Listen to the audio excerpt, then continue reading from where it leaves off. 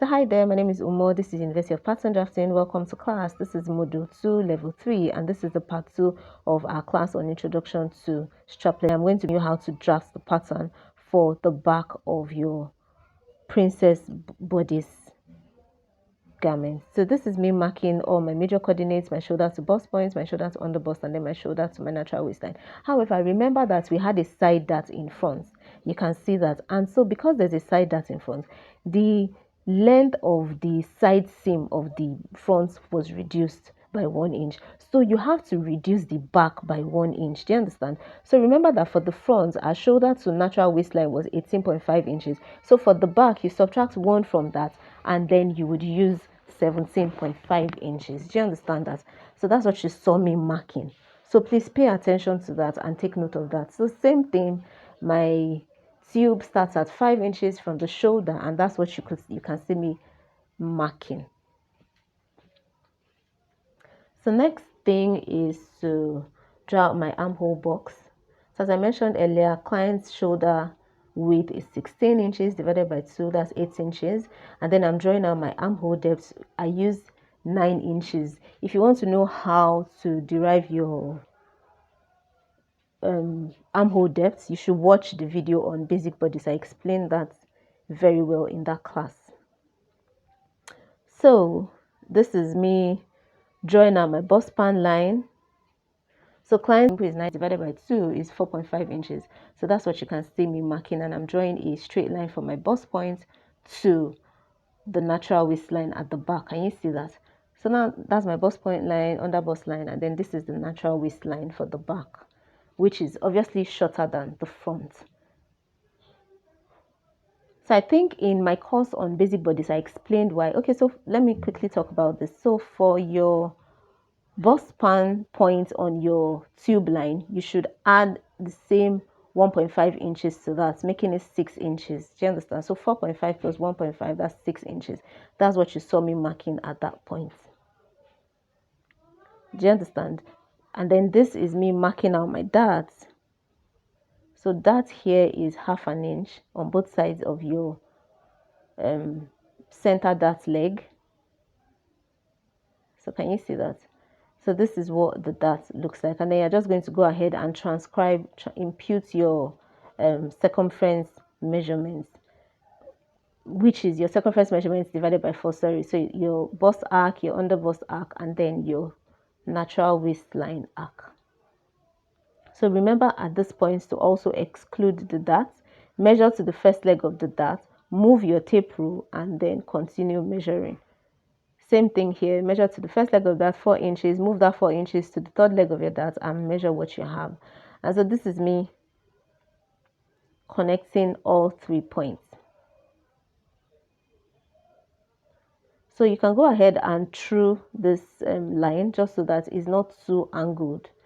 And then next thing is to impute my 1 inch seam allowance. So you can see me imputing my seam allowance, 1 inch, 1 inch, and then 1 inch. And then I'm going to connect all 3 points again and through the line. So you can see where the arm size starts from. That's the armhole starts from at the back. We're still going to work on that. We're going to drop that armhole because for princess body strapless foundations, the back shouldn't be that high. So you can see me relocating where the tube is going to start from at the back. Can you see that? So literally just draw a straight line from where your armhole ends. Do you understand? So this is me just labeling what I have. So the tube at the back starts at 8 inches and ends at 17 inches. That's what you could see me writing out there. So what I'm talking about here is that you could also impute a dart at the zip area. Do you understand? So that is your center back. You can impute a dart at that point. So you can impute a dart at that point. So you can impute a dart which is about maybe 3/4 of an inch at that point, or maybe 1/2 inch. So you impute a dart at that point, maybe 1/2 inch, and then you connect that to the bust point line. Do you understand? The essence of that is to reduce the curveness of the side seam. Do you understand? So it's not that curved.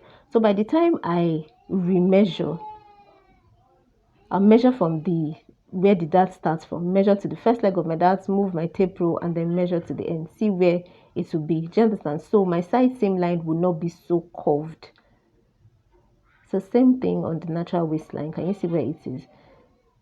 So I have a line that isn't so curved. So I can go ahead and just reconnect that back to the bust span line, at that point. So next thing is